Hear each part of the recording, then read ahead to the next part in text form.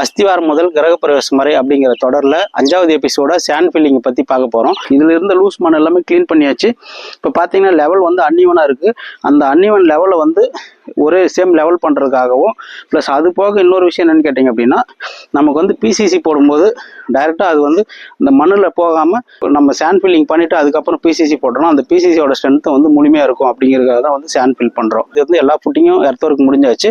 எர்த்ஒர்க் முடிஞ்சதுக்கப்புறம் குழியை சுத்தமாக அதில் இருக்கிற லூஸ் மண் எல்லாமே க்ளீன் பண்ணிவிட்டு அதுக்கப்புறமா வந்து சாண்ட் ஃபில் பண்ணோம். அதாவது வந்து எம்சாண்ட் வந்து ஃபில்லிங் பண்ணோம்.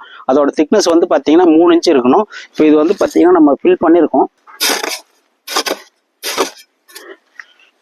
இதுதான் இதோட திக்னஸ். இந்த மாதிரி வந்து பார்த்தீங்கன்னா 3 இன்ச் திக்னஸ்க்காக வந்து நம்ம எம்சாண்ட் ஃபில் பண்ணிட்டு அதுக்கப்புறமா தண்ணி விட்டு நல்லா ஃபுல்லாக தண்ணி விட்டுட்டு அதுக்கப்புறம் திம்ஸ் அடிச்சுட்டு அப்புறமா தான் பிசிசி போடணும். இந்த மாதிரி போடுறது தான் வந்து 100% வந்து ப்ராப்பராக இருக்கும். நம்ம வந்து சாண்ட் ஃபில்லிங் பண்ணுறோம் அப்படிங்கிற பேரில் சும்மா வந்து மணலை தூவி விட்டுட்டு அதுக்கு மேலே பிசிசி போடுறது வந்து அது சரியான முறையே இருக்காது. இப்படி பண்ணுறது தான் சரியான முறை.